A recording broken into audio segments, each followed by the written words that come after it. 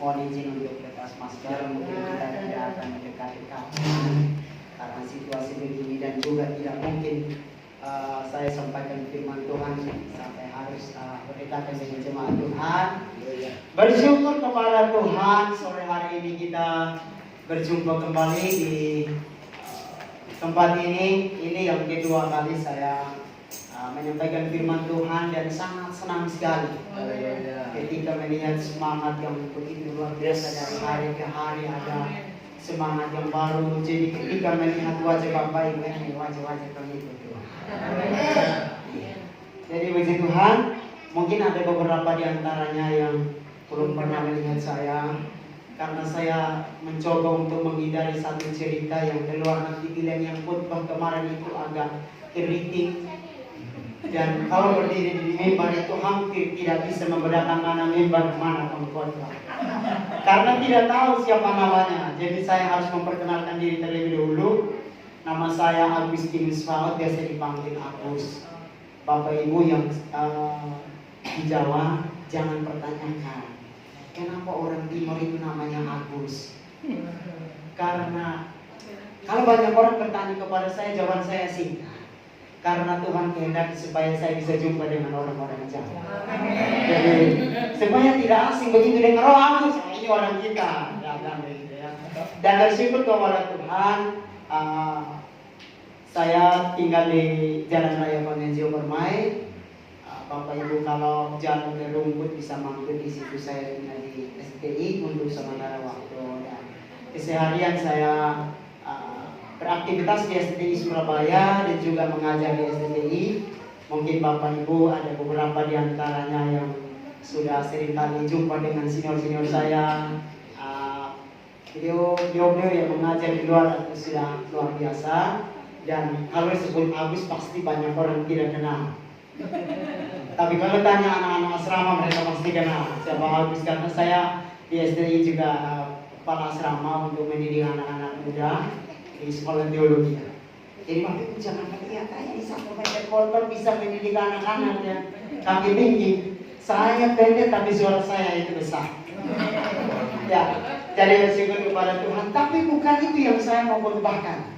Jangan Bapak Ibu nanti berpikir ini kok kehidupan di asrama yang dikhotbahkan. Tidak akan membaca sebuah kebenaran firman Tuhan dalam 1 Petrus pasal yang keempat, ayat yang ke-7 sampai ayat yang ke-11.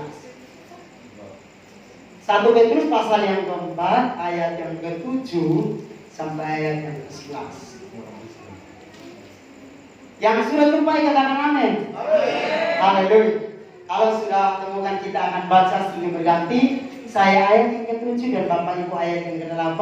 Ayat yang ke-11 kita baca bersama-sama. Hidup orang Kristen, kesudahan segala sesuatu sudah dekat.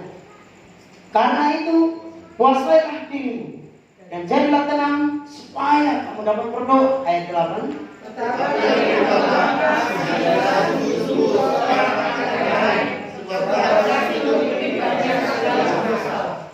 Berilah tumpangan seorang akan yang lain dengan tidak bersungut-sungut. Ladanilah seorang akan yang lain sesuai dengan karunia Tuhan yang boleh tiap-tiap orang sebagai pengurus yang baik dan kasih karunia.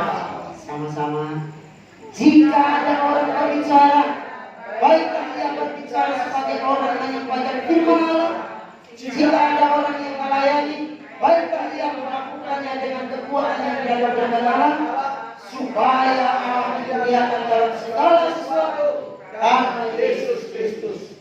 Ialah yang mempunyai kemuliaan dan kuasa. Amin. Bapak Ibu yang dikasihi oleh Tuhan, melihat situasi saat ini membuat banyak orang ketakutan, hidup dalam kegentaran yang luar biasa, hidup dalam kepanikan. Tapi ketika kembali membaca kebenaran firman Tuhan ini, karena dalam tahun ini saya perenungan di Perjanjian Baru dan sudah sampai di 1 Yohanes pasal 1, saya pernah melewati ini dan saya membuat sebuah renungan di pagi hari. Dan tema renungannya saya kasih tema renungannya respon yang benar terhadap situasi sulit. Respon yang benar terhadap situasi sulit. Karena dalam benak pikiran saya, bahkan dalam jiwa raga saya berpikir bahwa tidak ada satupun manusia yang tidak pernah mengalami situasi sulit. Jangankan saudara dengan saya, Yesus sebagai Allah sejati yang turun menjadi manusia dan dia di antara kita, pernah ada satu titik kesulitan. Dalam konteks itulah dia berkata, jadilah kehendakmu bukan kehendak.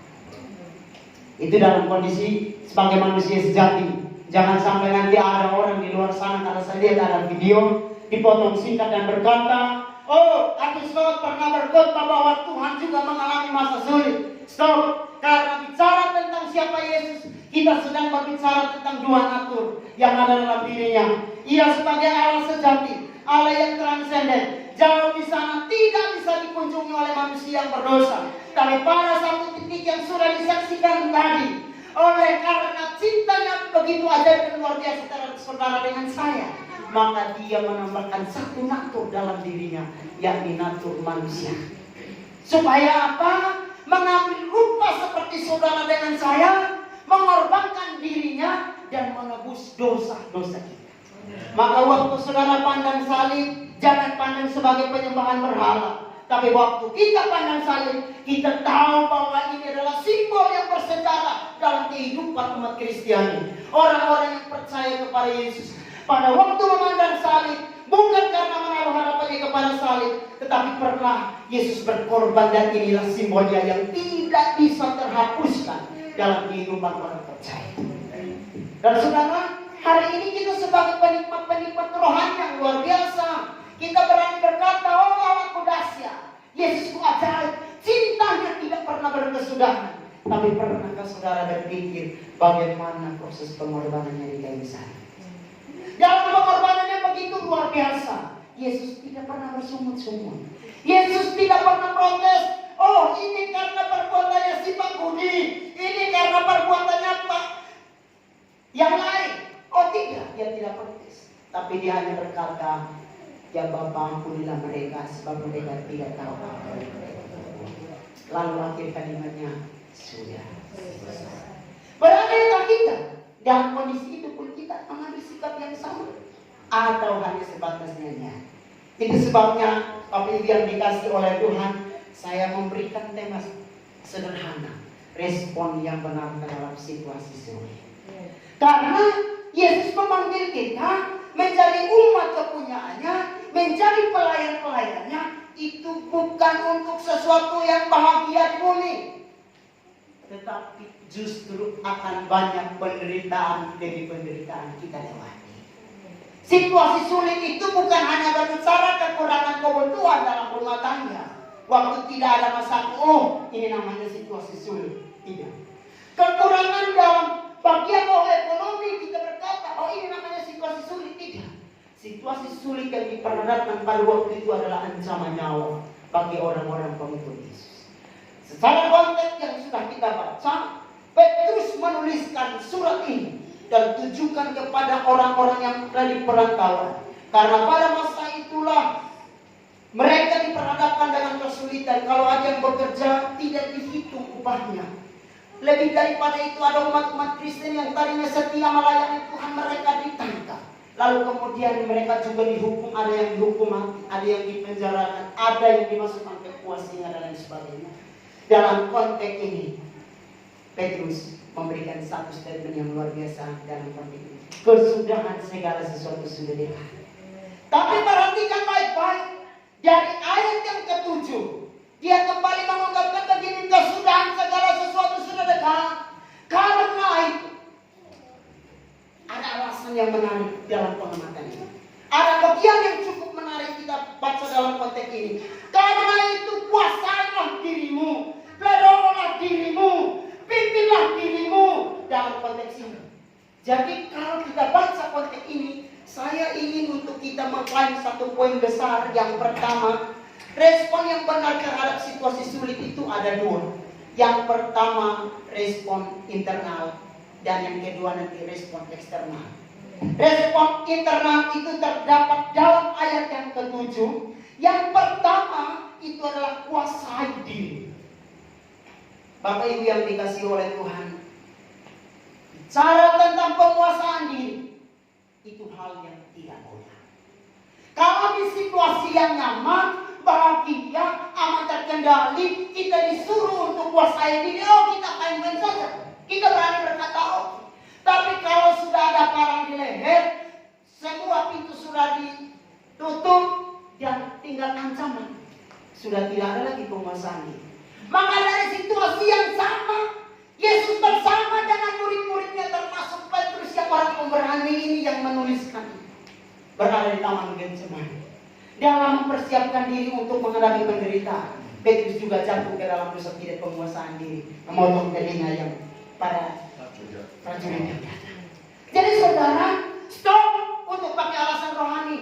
Saya sudah ada dalam Tuhan kok. Aman-aman saja karena saya sudah lama melayani Tuhan. Itu tidak menjadi jaminan. Saudara yang dikasihi oleh Tuhan, dari konteks yang sama, Petrus sudah 3,5 tahun berjalan bersama dengan Yesus. Berbagai macam mujizat demi mujizat Petrus alami, Petrus saksikan, Petrus lihat, Petrus nikmati. Tapi dalam situasi yang sulit ini bisa salah mengambil keputusan. Jadi saudara yang dikasihi oleh Tuhan, dari konteks ini firman Tuhan dari hari ke hari mengajarkan kita untuk hidup dalam penguasaan diri. Penguasaan diri dalam konteks ini memang harus kita klaim, terutama dari segi internal, karena masih ada egois dalam diri kita masing-masing. Masih ada keinginan daging yang berlebihan dalam kehidupan kita, yang mana dalam konteks itu kita tidak bisa menguasai diri. Maka jangan kecewa ketika melihat ada pendeta jatuh dalam dosa. Kembali kepada back to the Bible sih. Jangan kecewa melihat kawanmu yang tadinya berkata, Tuhan engkau luar biasa, dan dia orang pertama yang penyembahan bisa lebih dari 1 jam, tapi bisa jatuh dalam dosa. Saudara yang dikasihi oleh Tuhan, stop untuk kita melihat orang lain. Mari kita kembali untuk diri kita dari konteks ini. Karena pekerjaan terberat kita itu bukan hanya karena pergi ke gereja, suami tinggal dan istri jalan kaki, itu pekerjaan terberat. Tidak, pekerjaan terberat dalam hidup ini adalah menguasai diri. Tawaran dunia semakin nyata berada di depan kita. Bagaimana dengan respon kita? Jadi yang bagian pertama, respon internal, kita harus menguasai diri. Menguasai diri ini dalam konteks seperti memimpin dirinya dengan utuh. Apa yang perlu kita pilih? Pikiran kita, mata kita, telinga kita, hati kita. Karena orang Timur, Pak Paut dulu pernah ngajarin pantun dari mata turun ke hati. Betul ya Pak Paut ya? Karena dulu kan masih ada zaman surat-suratan. Jadi kalau menyatakan perasaan selalu berkata dari mata turun ke hati, maka hati kembali ke pikiran, saya ambil keputusan. Jadi waktu ada masalah, kenapa Bapak ini? Tidak Pak, saya tidak salah, hanya mata saya yang salah. Sehingga kalau memilih pasangan dan begitu salah, buat kalimat ini gara-gara salah melihat. Makanya banyak anak muda tidak boleh ini pandangan pertama. Jadi tidak boleh ada pandangan kedua, yang walaupun nanti di luar sana, pandang sini, sampai setiap hubungan itu diisi. Tapi dari konteks ini kita kembali disadarkan untuk menguasai diri kita. Menguasai diri kita terhadap tawaran yang paling manjur. Kalau ini menurut survei ya, menurut survei bukan saya ya.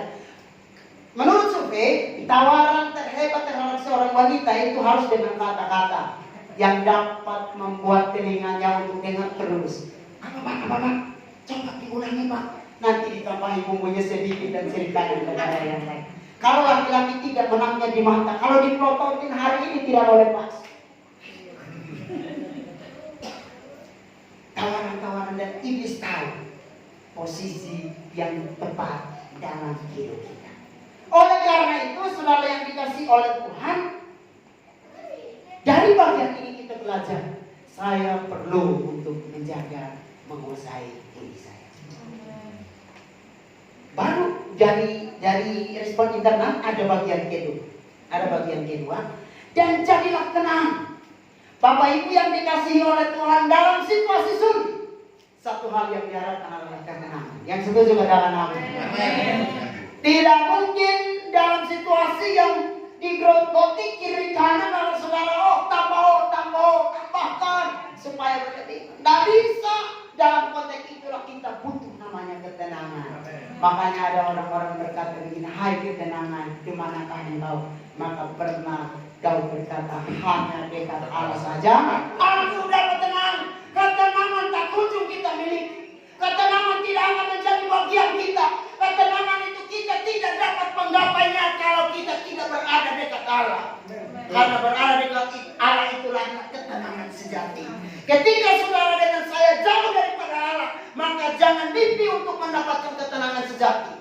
Karena dunia tidak akan pernah memberikan ketenangan kepada saudara dengan saya. Dunia hanya tenangkan dalam sementara waktu. Supaya apa melingkupi orang Kristen dan jauh daripada Allah. Tapi ketenangan yang sesungguhnya itu hanya datang daripada Allah. Supaya saudara dengan saya dapat menguasai diri. Tidak lepas dari ketenangan. Itu sebabnya dekatkan diri dengan Allah.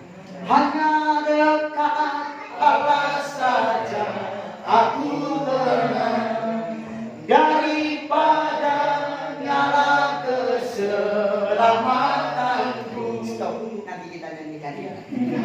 Jadi ada bagian yang menarik dari bagian ini. Hanya dekat Allah saja aku tenang. Ini bukan dalam situasi aman, bos. Ini bukan dalam kondisi tidur di ruangan yang ber-AC 3 seperti kita saat ini. Ini bukan dalam kondisi atau berada di hotel bintang 5. Lalu pemazmur mengungkapkan itu.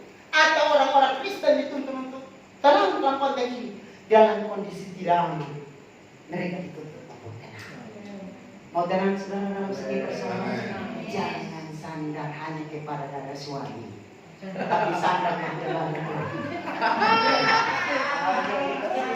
jangan wes Pak, kalau waktu sandar sini dekat. Iya, hanya dalam sementara waktu.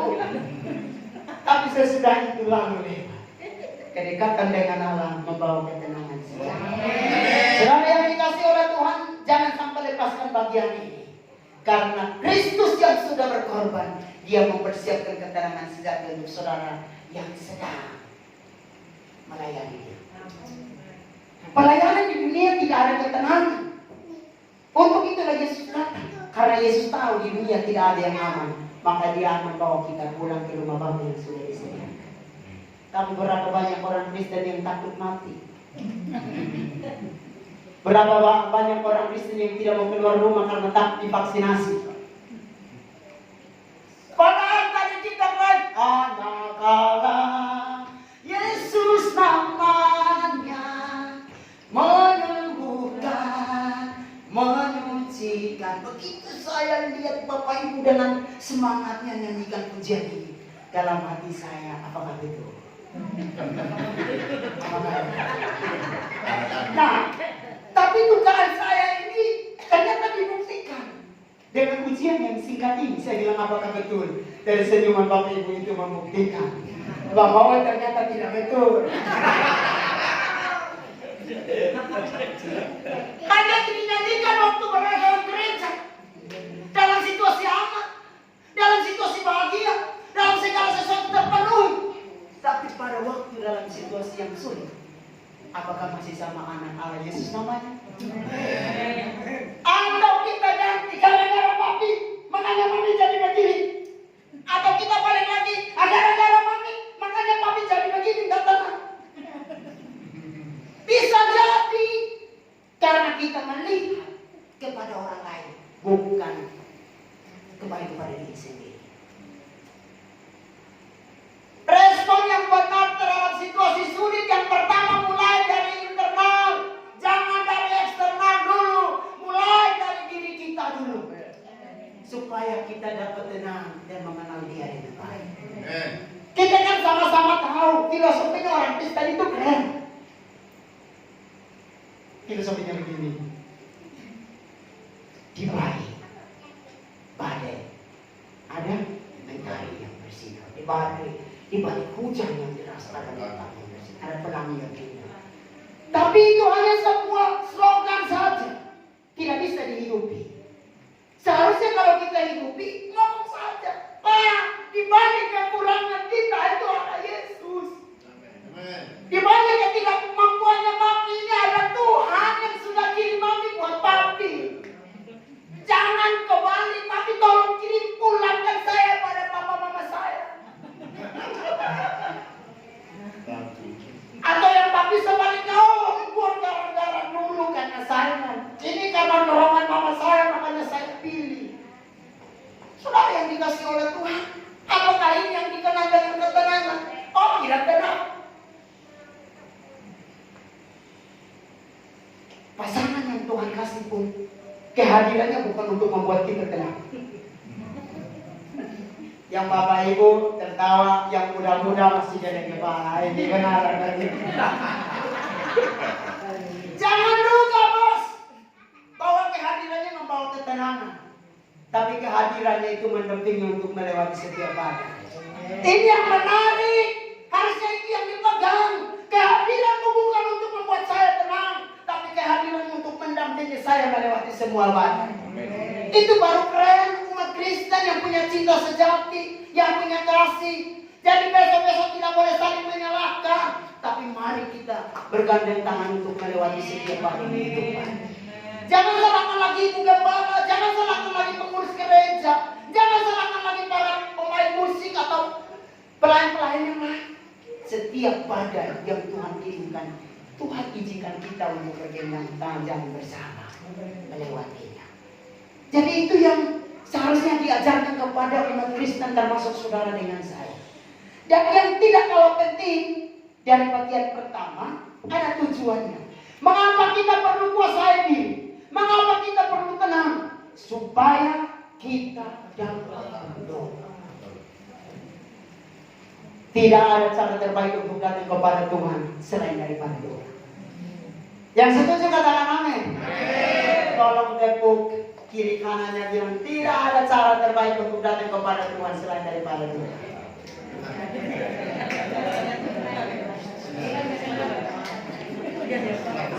Jangan keras-keras Pak, nanti di sini aman-aman keluar baru Pak dibalas di doa. Maka kenapa kita datang kepada Tuhan? Kalau bukan dengan doa. Di hidup ini tidak ada yang istimewa di hadapan Tuhan selain daripada tubuh kita. Nah tubuh kita pun sudah cemar dalam dosa. Tubuh kita juga sudah dikuasai oleh setan pada waktu kita belum mengenal Tuhan. Maka dalam kondisi inilah kita tidak mampu datang kepada Tuhan. Tapi karena kasih-Nya datang dan Dia membebaskan kita dari dosa. Setelah itu Dia titipkan cara sederhana, tenang supaya kau dapat berdoa. Gampang komunikasi dengan Tuhan, tidak perlu pulsa, tidak perlu paketan. Tapi berdoanya hanya tunggu hari Minggu. Berdoanya hanya waktu sakit. Berdoanya hanya waktu dalam masalah. Sudah tidak ada depan, hanya ada, tidak ada lagi jalan. Baru berlutut, Tuhan, Engkau tahu isi hati hamba-Mu. Tapi begitu jalan masih luas, berjalan tiada Tuhan. Saudara yang dikasih Tuhan, kita perlu kembali mengkoreksi diri kita di hadapan Tuhan. Kalau hari ini ada masalah, berarti ada tujuan Tuhan di dalamnya. Kalau saya sudah kuasai diri, saya sudah tenang, tapi ada banyak orang kuasai diri dan tenang, tapi tidak berdoa. Maka kalau Tuhan izinkan sesuatu terjadi, pulang dan langsung tahu ini berarti Tuhan mau supaya saya berdoa. Setelah berdoa, saya setuju dengan Bapak. Jadi setelah berdoa, cari solusi. Karena waktu kita berdoa, Tuhan kasih hikmat supaya kita mencari solusi yang terbaik. Kalau cari solusi duluan, memang ada dua oknum memberikan solusi. Yang pertama Tuhan, yang kedua Satan. Satan juga lebih cepat. Satan juga cepat punya cara untuk menawarkan solusi. Solusinya itu kita instan cepat lewat. Tetapi itu membawa kepada kehancuran. Solusi yang datang daripada Tuhan itu ada prosesnya. Tetapi justru dalam proses itu kita didewasakan untuk makin mengenal Dia. Yang setuju katakan amin. Saudara yang dikasih oleh Tuhan, respon yang benar terhadap situasi sulit yang pertama harus memulai dari internal. Mulai dari diri kita di ayat yang ke-7. Petrus menegaskan ini supaya saudara dengan saya kita belajar untuk melihatnya. Dan yang kedua, respon yang benar terhadap situasi sulit yang kedua secara eksternal. Dalam ayat yang ke-8, 9, 10 sampai ayat yang ke-11. Ini respon secara eksternal. Yang ayat ke-8 berkata begini, tetapi yang terutama, kasihilah sungguh-sungguh seorang akan yang lain, sebab kasih menutupi banyak sekali dosa. Saudara, respon eksternal yang pertama itu dituntut adalah kasih. Karena kalau dalam belajar tafsir Alkitab ada satu kata yang menarik dalam bagian ini, kata tetapi. Kalau dalam bahasa Yunani itu de itu pengkontras, kalimat pengkontras atau penegas sebuah makna yang lebih utama. Jadi setelah kita bagian pertama meresponnya secara internal, ada tuntutan kedua. Kasihilah seorang akan yang lain sungguh-sungguh. Tidak ada kepura-puraan di dalamnya, tapi harus dengan sungguh-sungguh. Maka ada pengkontras yang menarik dari kata ini sedang mengungkapkan tidak cukup hanya kita berdoa dan tenangkan diri kita saja, tetapi kita perlu tenangkan orang lain dengan kasih yang ada pada kita. Nah, tenangkan orang lain dengan kasih yang ada pada kita seperti yang sudah disaksikan ibu tadi. Pengorbanan bukan hanya sebatas rasa kasihan. Oh iya, sanoya. Hanya sano sampai mati. Begitu sudah meninggal buat status. Saudara, selamat jalan. Kami sayang, tapi Tuhan jadi sayang. Waktu hidup saya hanya sano tidak ada tindakan sama sekali. Hanya kasihan saja. Dari konteks ini kembali mengajarkan kita respon yang benar terhadap situasi sulit itu harus nyatakan kasih, mengasihi orang lain karena Tuhan sedang kirim dia di hadapan kita untuk kita melayaninya. Jadi kalau ada orang susah, jangan berdoa begini, Tuhan kok masih ada orang seperti ini. Jangan doanya begitu. Tuhan, hamba bersyukur karena masih mempertemukan untuk melayani. Pelayanan itu bukan hanya sebatas khotbah, mimpin pujian, kesaksian luar biasa, tapi tidak ada eksempel. Pelayanan sejati itu harus sampai titik pengorbanan. Yesus ketika berbicara tentang kasih Bapa, Yesus tidak hanya sampai kepada bentuk khotbah. Begitu banyak orang datang kepadanya dan banyak orang kagum dengan pengajarannya. Murid-murid bilang, Tuhan suruh mereka pulang, hari sudah mulai malam. Di sini tidak ada yang jual makanan. Yesus mulai bertanya kepada mereka, apa yang ada padamu? 5 roti dan 2 ikan. Ambil dan mengucap syukur. Bagikan kepada mereka. 5.000 laki-laki tidak termasuk perempuan. Dan kalau ada anak tidak termasuk anak. Mereka makan sampai kenyang dan masih ada lebihnya. Apa yang kita garis bawahi dari teladan ini? Melayani, berkorban dengan apa yang ada padamu. Berkorban dengan apa yang ada padamu. Kalau tidak ada, jangan pinjam di bank untuk berkorban. Itu keliru. Nanti pada akhirnya, oh ini Tuhan, katanya ikut Tuhan, tapi ngomong begini. Makanya ada banyak orang, catat ini baik-baik, bukan melihat kita lagi, tapi melihat Tuhan di belakang. Nanti kita akan sampai di bagian selanjutnya. Kenapa banyak orang tidak memuliakan Tuhan? Kenapa banyak orang bilang lebih baik saya di luar Kristen daripada ikut Tuhan? Karena mereka melihat kepada kita. Saudara yang dikasih oleh Tuhan, pada satu hari di sebuah gereja, ada seorang anak wanita yang sangat setia sekali dalam melayani Tuhan. Di satu hari dia datang ke gereja. Dia orang pertama yang sering kali duduk di bangku, kursi paling depan dan khusus untuk mendengarkan firman Allah. Tapi pada waktu dia datang satu hari telat, dia terlambat. Dan dia tidak mendapatkan kursi di depan dan dia duduk di tengah. Ada satu kursi kosong. Dia melihat ke kiri, pendetak khotbah seperti ini ada yang sedang WhatsApp. Dia kecewa. Yang diri di kanan ada yang sedang FB dan Instagram. Dia kecewa. Dia lihat ke depan, oh ada yang sedang video call sambil dengarkan pendetak khotbah. Kecewa lagi. Dan dia berkata kepada pendeta, jemaat semua pulang. Dia datang ke Pak Pendeta. Pak Pendeta, saya mau pindah dari gereja ini. Pak Pendeta bertanya, kenapa pindah? Kok di kiri saya ada masalah, di depan, di kanan saya ada masalah, di depan ada masalah. Lebih baik saya mundur, karena di belakang saya tidak ada masalah. Pak Pendeta yang bilang begini, Dek, sebelum pulang, sebelum keluar dari tempat ini, perlu lakukan sebuah testimoni, sebuah hal yang harus dilakukan dalam gereja ini sebelum pulang, keluar dari tempat ini. Minggu depan datang lebih awal. Begitu dia sudah datang lebih awal, tunggu semua jemaat dulu. Pak Pendeta buat pengumuman. Bapak Ibu Saudara, saudari kita ini akan pindah dari gereja kita, dan saya akan melakukan sesuatu hal kepadanya sebelum dia pindah. Lalu begitu pengumuman, semua jemaat tenang dan tatap Pak Pendeta. Begitu Pak Pendeta ditatap, Pak Pendeta panggil, maju ke depan. Pak Pendeta isi air di 2 gelas penuh rata. Lalu kemudian taruh di piring kaca. Ibu tolong jalan dan pegang satu di kiri, satu di tangan kanan. Jalan keliling jemaat dan usahakan tidak ada yang tumpah. Kalau tumpah maka gagal, tidak bisa keluar dari gereja. Biar jangan fokus kepada 2 gelas. Tidak boleh satu ditumpah, karena ditumpah saya tidak bisa keluar. Dia jalan keliling dan berhasil lagi sampai di depan. Dia bilang, Pak Pendeta, hore, berhasil. Tidak ada satu titik lagi air ini yang menetes. Berarti saya berhasil untuk keluar. Pak Pendetanya dengan tenang dan mengatakan begini, begitulah pada waktu engkau mendengar firman Allah. Jangan fokus ke kiri, jangan fokus ke kanan atau fokus ke depan, tapi melihat kepada firman Allah. Itu berkatnya.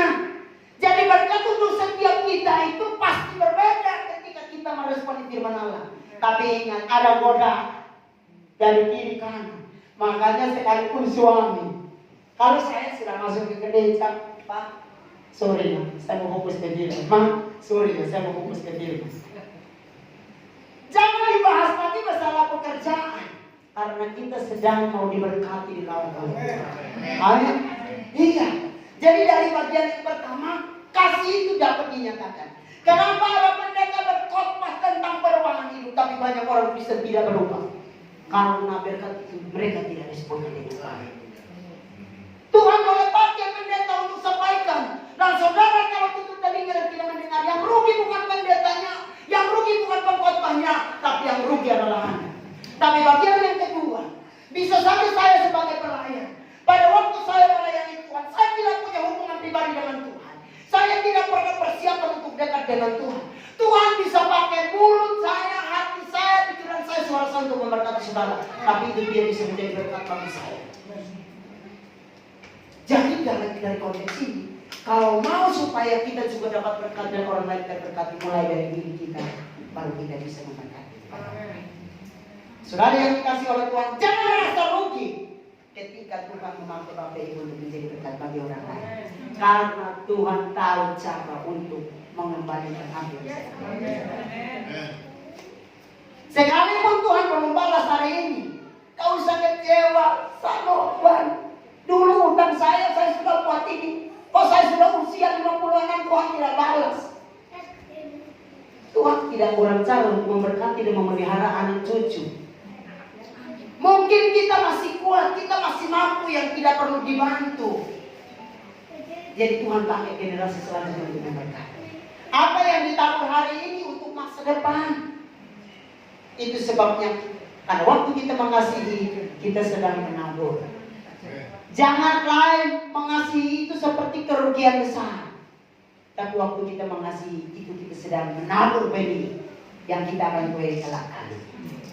Saudara yang dikasih oleh Tuhan, dari bagian ayat yang ke-8 dan ayat ke-9 berkata begini, berilah tumpangan seorang akan yang lain dan jangan bersungut-sungut. Yang setuju katakan amin. Yang tidak pernah bersungut-sungut katakan amin. Saya akan terus di dalam yang tidak bersungut-sungut. Dan saudara yang dikasih oleh Tuhan, kalau kasih yang tidak bersungut-sungut itu bukan pada waktu kita dalam kondisi habis kita memberi dia tidak ucapkan terima kasih. Bukan dalam konteks itu. Kita sudah menolong, kita sudah memberkati, kita sudah membantu, tapi dia orang pertama yang masukkan kita ke lubang. Di situ firman Tuhan bilang jangan bersungguh-sungguh. Apakah kita mampu dalam konteks ini? Oh, tidak bisa, bos. Saya tadi sudah bantu, saya sudah berkorban sekian juta. Saya sudah berkorban di dalam bagian ini. Waktu saya sudah saya berikan. Bahkan saya relakan semua keluarga saya untuk datang dulu mendampinginya. Tapi justru dia orang pertama yang masukkan ke dalam sebuah masalah. Di situ kita dituntut tidak boleh bersungguh-sungguh. Tidak boleh menuntut balas, tapi tetap dengan pengampunan. Terima kasih Tuhan, sudah izinkan orang-orang semacam ini untuk hadir di hidup saya. Jangan protes Tuhan, kok sampai sekarang masih ada orang pada begini. Jadi dari ayat yang ke-8 cukup menarik untuk membawa kita lebih dekat dengan Tuhan. Jadi respon eksternal yang kedua itu memberikan tumpangan kepada orang lain.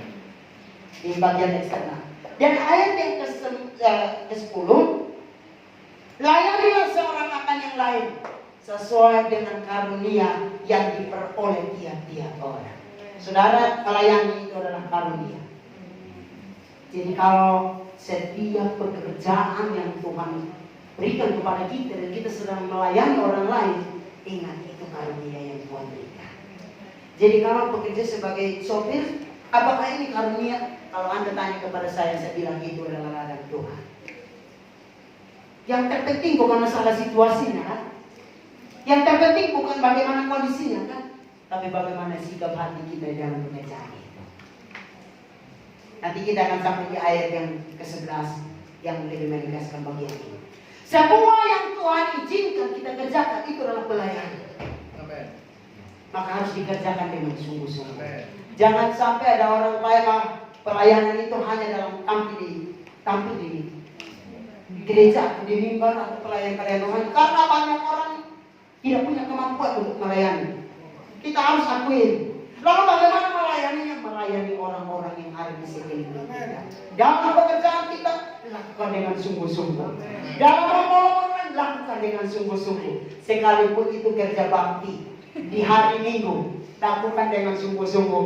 Apa yang diminta Kaisar, berikan kepada Kaisar.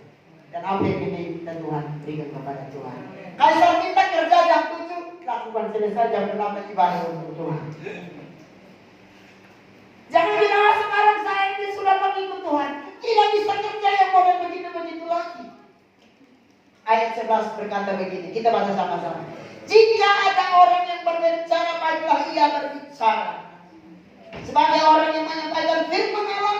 Jika ada orang melayani, baiklah ia melakukannya dengan kekuatan yang dianugerahkan Allah, supaya Allah dimuliakan di dalam segala sesuatu. Ini baru puncaknya. Semua yang kita lakukan dalam pekerjaan kita, tujuannya, endingnya, akhirnya Tuhan harus dimuliakan. Kalau Tuhan tidak dimuliakan, kita baru mencapai tujuan akhirnya. Jangan bangga dengan profesi, jangan bangga dengan gelar, tapi bangga kalau semua yang kita lakukan itu dapat memuliakan Tuhan. Karena banyak orang menggunakan gelar, menggunakan kedudukan, menggunakan kehormatannya hanya untuk kepentingan daging dan bukan untuk memuliakan Tuhan. Itulah sebabnya dari konteks ini, dalam kondisi tertekan, dalam kondisi tidak mampu, firman Allah datang kepada kita, muliakan Tuhan dalam segala karya. Karena yang dikasih oleh Tuhan, sekalipun kita sulit, kita diminta untuk muliakan Tuhan. Apakah mudah? Oh, tidak mudah. Tidak mudah. Tapi kita punya Tuhan yang siap untuk menuntun kita.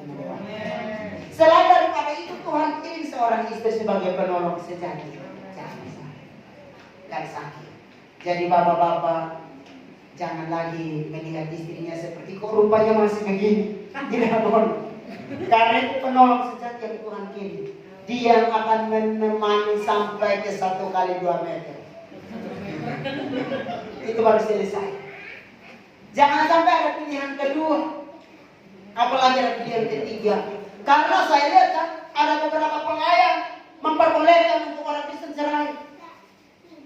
Jadi orang boleh saja cerai dan ganti yang lain. Lalu pertanyaan mahasiswa datang kepada saya, kalau ada orang cerai jodoh yang benar yang mana?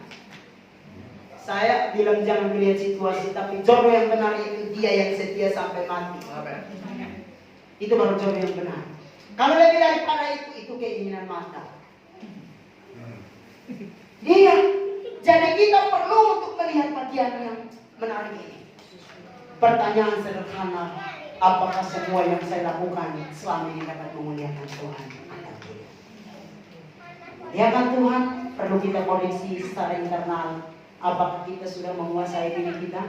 Apakah kita sudah tenang dalam berdoa? Atau sebaliknya, kita suka panik. Oh, tidak bisa tenang kalau bukan pendeta datang.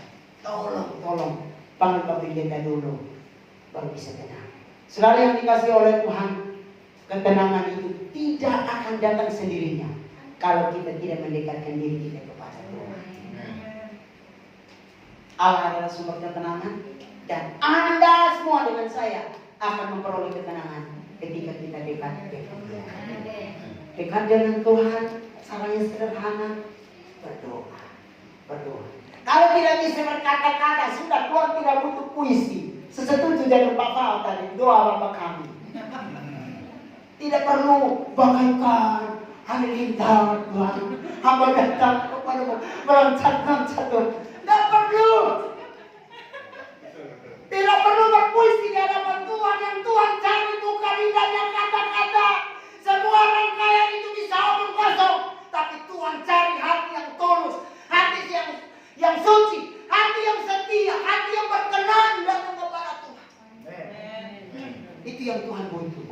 Dan saudara yang dikasih oleh Tuhan, ketika berbicara tentang firman Allah, Bapak Ibu jangan pikir saya marah.